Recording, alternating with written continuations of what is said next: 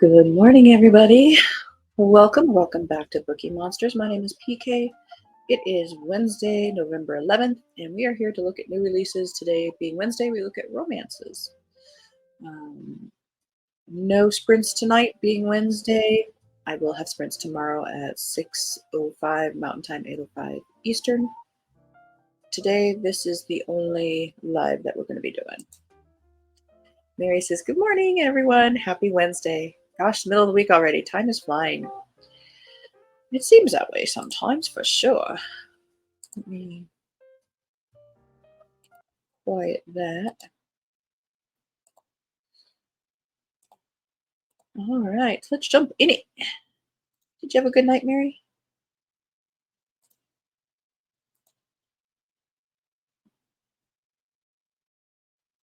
All right, I saw a couple here.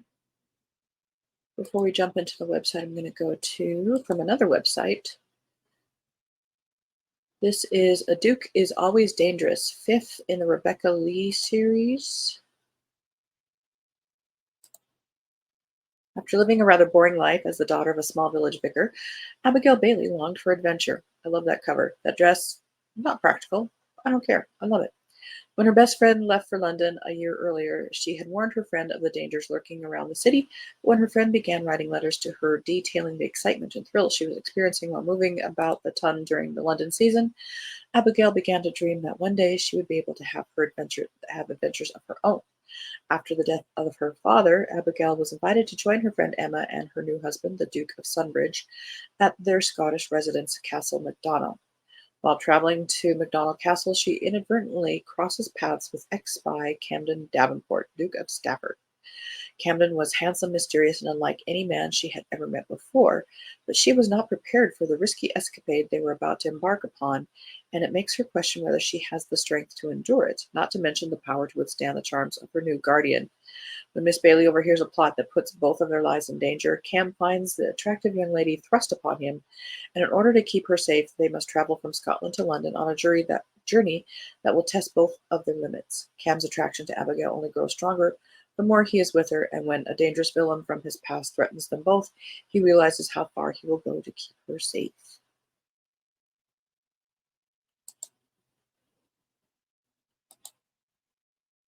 You did have, yeah, it was pretty good. Up a couple times per usual. Love that cover as well. I don't know this author, so oh yeah, definitely. That's why we do it. See what's out there. Holiday Star, a spicy celebrity romance by Melissa Diamond. Kindle Unlimited. Please note this book is offered in two different versions, a spicy open-door version with mild explicit language and sex scenes, a sweet, clean, closed-door version with no language and only kissing. Well, there you go. One doctor, one movie star, one house. 1 month until Christmas. What could go wrong? Dr. Gwen Wright is having a not-so-merry Christmas. For the month of December, she's alone, house-sitting for her mother and new stepfather. Her surgically precise world gets a plot twist when Caleb Lawson, world-famous movie star on the run from the paparazzi and his secrets, crash lands in her kitchen. Besides being a Hollywood heartthrob, Caleb is also her stepdad's nephew. He thinks he has as much right to stay in the house as she does, but as far as Gwen's concerned, she's the landlord and he's the squatter. The more they are forced to share the small space, the more Gwen is drawn to the moody celebrity. Sure, sometimes he can be a Grinch, but when Caleb finally touches Gwen, it makes her jingle bells ring. But the future looms like a foggy Christmas Eve with no red-nosed reindeer to guide them, but can Gwen and Caleb overcome their differences? After all, she's ordinary and he's a star.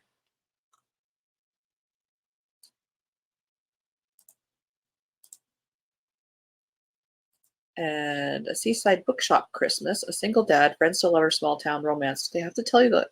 Yeah, they do. People, they do that anymore. Here's the Tropes by Jennifer Fay, third in series. Turner Family of Blue Star Island series.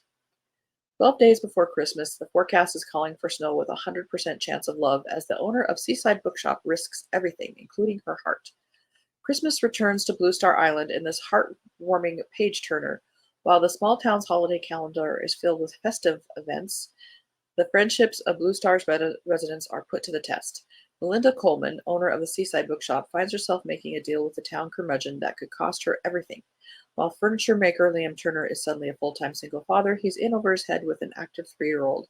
It will take these two friends helping each other to keep their lives from imploding, and in process, they find the most precious gift of all love. Includes a holiday recipe for Santa's mitten cookies.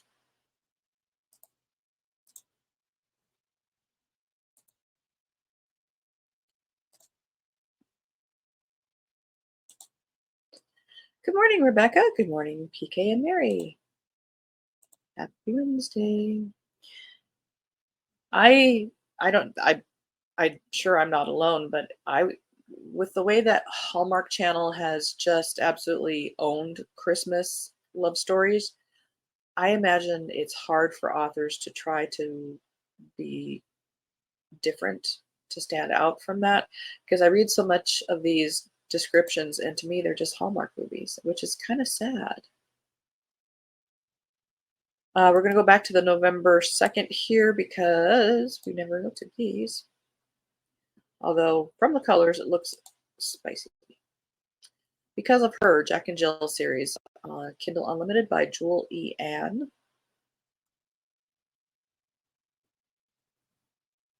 If sin weren't pretty, it wouldn't be so tempting. I was an accomplished music professor, happily single, perfectly content. Now I'm unemployed, pining for a dark, brooding guy named Jack who lives in a garage with a piano. And I'm plotting to seduce a married man because his daughter is responsible for my nephew committing suicide.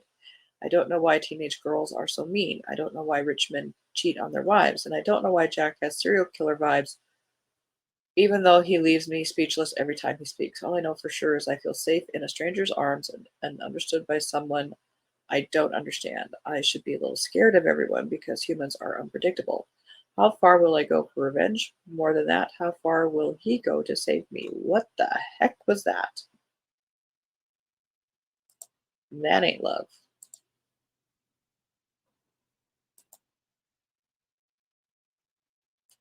That's not romance. That's a whole lot of problems. Christmas Cupid. This is a novella by Ilsa Madden Mills. Dear Santa, I'd like to have a word about your sense of humor. Was it really necessary to stick me, a professional hockey player nursing an injury and avoiding the media, in an isolated cabin with a bratty, boot designing princess who seems to have made it her mission to despise me? I mean, come on, what did I ever do to you? And let's talk about our first encounter. Was it your intention for her to barge in on me while I was enjoying a soak in the tub? It wasn't exactly my finest moment, and I'm sure she didn't appreciate the view of my massive body floundering around as I tried to grab a towel. Now I'm stuck with her, thanks to a mutual acquaintance, in the middle of a snow blizzard, always. Navigating through bear attacks, sketchy neighbors, and a whole lot of tension. I had plans, Santa, plans to escape to Cabo and forget about the world, not to be trapped with a woman who thinks I'm unworthy of her time just because she can't stand hockey players. Oh, and speaking of our delightful Irish, she's stingier with her food than Scrooge was with his pennies. I'm not asking for a feast, but a guy's gotta eat. And could you possibly turn her yippy dog into a reindeer or something? It would certainly add to the Christmas spirit and save my eardrums, etc., etc.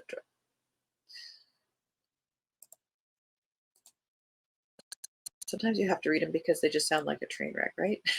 We're not going to look at Iron Flame because that is fantasy. We'll look at it tomorrow.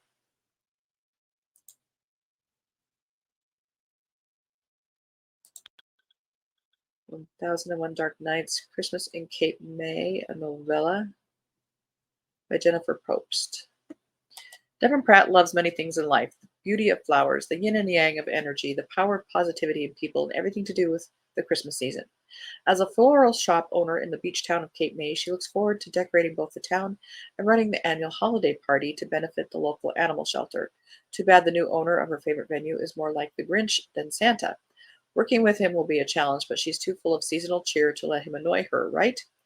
Jameson Franklin hates many things in life: crowds, fake cheer, ostentatious decor, and especially Christmas. The season is full of things he'd rather avoid, but since taking over the popular restaurant Vintage temporarily for his cousin as a favor, he's trying to play nice with the locals. Too bad the florist is insisting on overrunning his sacred space with blooms, dogs, and an endless positive persistence that pushes all his buttons. But when too many heated confrontations lead to heated encounters, he begins to wonder what it would be like to love not only Christmas, but Devon Pratt. Let the festivities begin.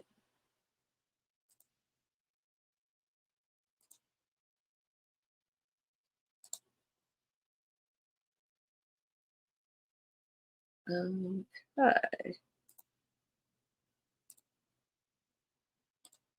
I'm just closing some tabs here that I don't need anymore. Okay, November 7th.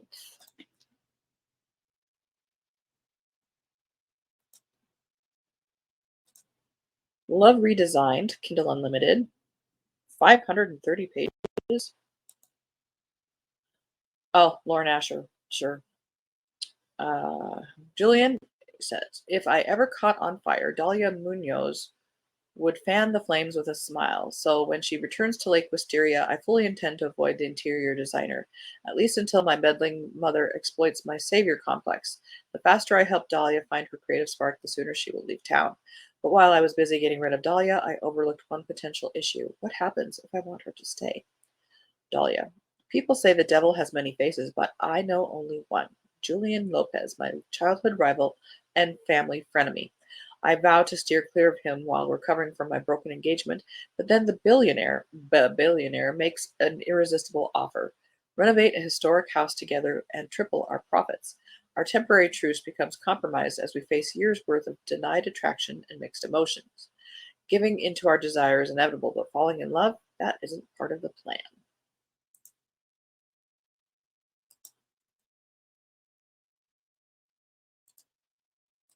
Checkmate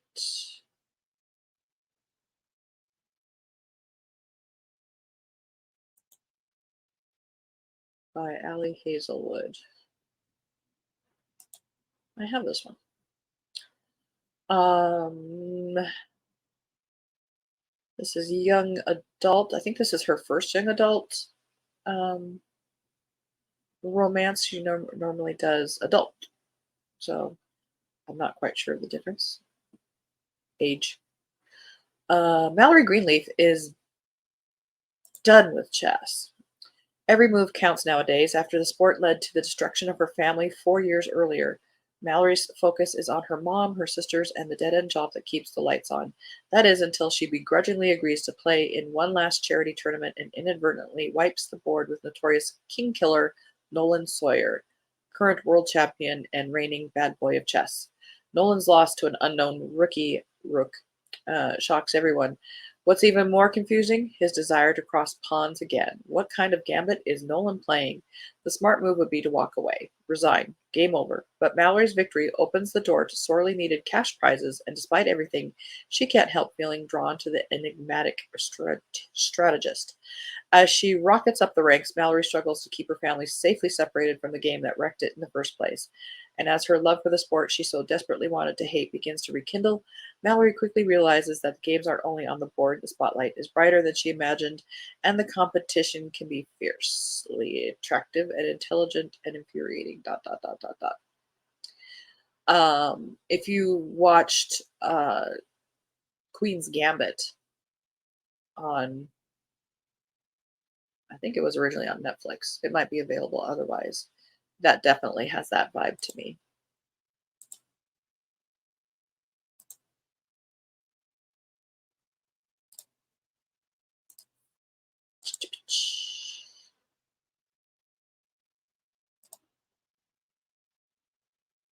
Fancy meeting you here by Julie Two. Whoa, whoa.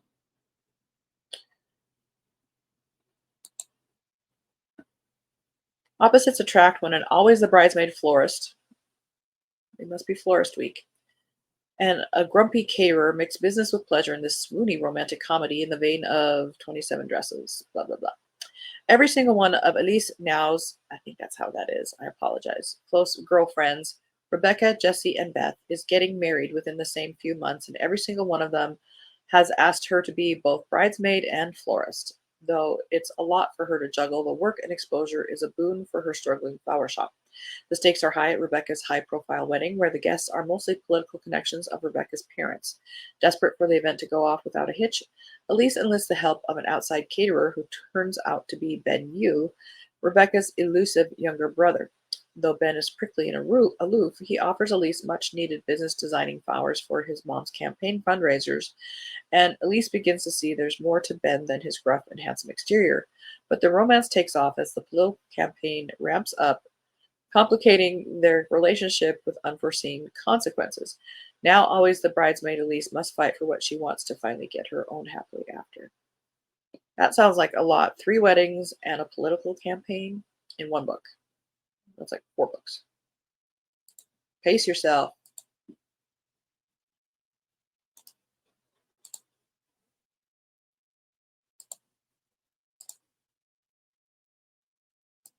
Never Wager with a Wallflower by Virginia Heath. Yep. And it's a little behind. People have kind of moved on from that now. If it come out a year ago, maybe. Third in the Merriwell Sisters series. Regency. Miss Venus Merriwell has been waiting for her prince to come since the tender age of 14. She wants a man who is a selfless academic like her and free from all the wretched vices her gambler father enjoyed far too much before he left the Merriwell sisters practically destitute. Unfortunately, after a slew of romantic disappointments, there is still no sign of that prince at 23, and the only one true love of her life is the bursting at the seams orphanage in Covent Garden that she works tirelessly for, an orphanage that desperately needs to expand into the empty building next door. For Galahad Sinclair, gambling isn't just his life, it's in his blood. He grew up and learned the trade at his grandfather's knee in a tavern on the faraway banks of the Hudson in New York. But when fate took all that away and dragged him across the sea to London, it makes sense to set up shop here. He's spent 5 years making a success out of his gaming hall in the sleazy docks of the East End, enough that he can finally afford to buy the pleasure palace of his dreams, and where better than in the capital's sinful heart, Covent Garden. The only fly in his ointment is the perfect building he's just bought to put it in also happens to be right next door to the orphanage run by his cousin's wife's youngest sister. A pious, disapproving, and unsettling siren he has avoided like the plague since she flattened him 5 years ago. While Venus and Galahad lock horns over practically everything, and while her malevolent orphans do their darndest to sabotage his lifelong dream, can either of them take the ultimate gamble and learn to love thy neighbor? Okay.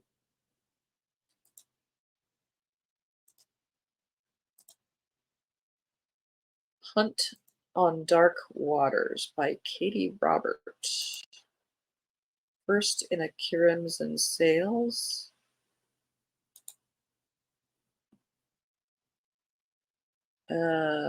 Technically, that's fantasy romance. We'll look at it anyway. I might regret it tomorrow, but we'll see. Evelyn is a witch with a perfect storm of impulses, terrible taste in bed partners, sticky fingers, and a lust for danger. After she steals from her vampire ex, I'm out.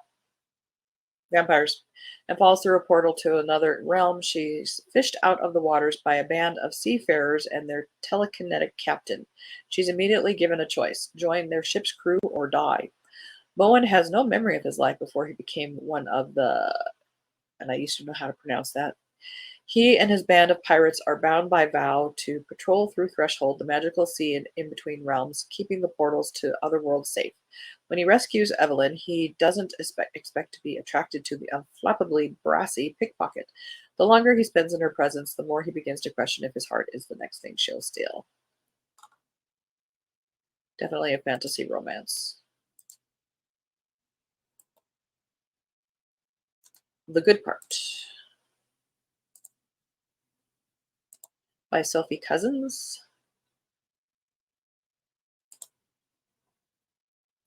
Lucy Young is 26 and tired. Tired of fetching coffees for senior TV producers, sick of going on disastrous dates, and done with living in a damp flat with roommates who never buy toilet paper. After another disappointing date, Lucy stumbles upon a wishing machine. Pushing a coin into the slot, Lucy closes her eyes and wishes with all her might, "Please let me skip to the good part of my life." When she wakes the next morning to a handsome man, a ring on her finger, a high powered job, and two storybook perfect children, Lucy can't believe this is real, especially when she looks in the mirror and staring back is her own 40 something face. Has she really skipped ahead like she's always wanted, or has she simply forgotten a huge chunk of her life? As Lucy begins to embrace new relationships and the perks of maturity, she'll have to ask herself, can she go back to her previous life? And if so, can she stand to leave the good parts behind? I don't know if I approve of that.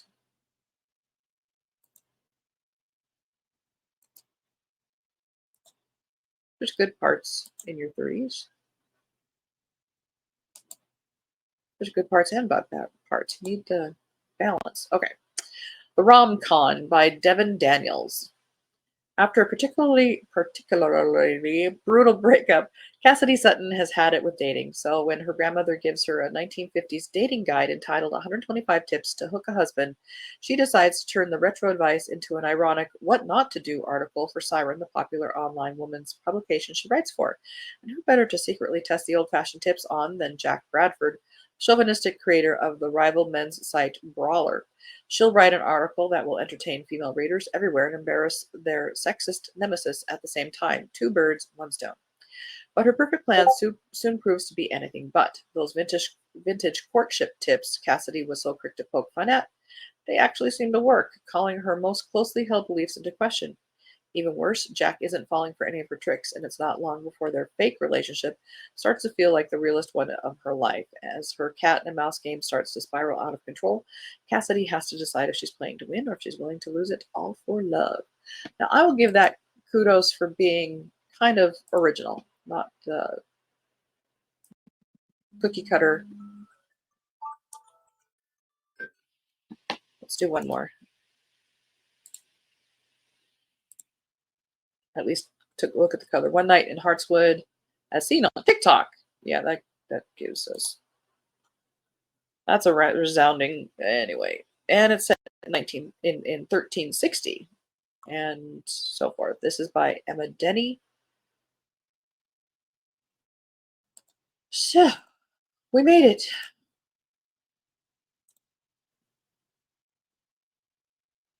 Romance this week. Shoo. All right. Well, I know I have many, many, many books to be reading, and I hope looking at these helps maybe give you inspiration to look into some of these other ones. Thanks for another great session on to errands today, and we'll miss you. I'm so sorry. Hope you have a good day and see you tomorrow. Oh, you have a good day too, Mary. And just as a quick question, are you guys liking looking at new books? There's nothing like it out there, so I don't know if people have tried it and people are saying like, no, this isn't what I can look at my own books, or yes, this is a format and content that you're interested in. Just drop me a note in the comments. That would it'll be helpful, a little bit of feedback there. If you do like what you're seeing, hit like, hit subscribe, tell people about us. Oh no, commercial. Oh, of course. Is that a sign? We're gonna say that's not a sign. All right, have a very good Wednesday. Stay safe out there. Read good books. Remember, you can always set it down. If it's not working for you that moment, you don't get good person points. Reading is fun. It's not an assignment unless you are in school. And then see what you can do to enjoy what you're reading. And as the banner says here, don't be a bookworm, be a bookie monster. Yes. Oh, thank you, Rebecca. That helps. Thank you, guys. That helps very much. So I did get a note from somebody, and it was a trollish one, but I was just, it's what we started in July, and at this point, kind of maybe do some reflection. Is this something that is really needed out there, or so forth? Anyway, I appreciate that, guys. Thank you very much. You guys have a good Wednesday. See you tomorrow. God bless.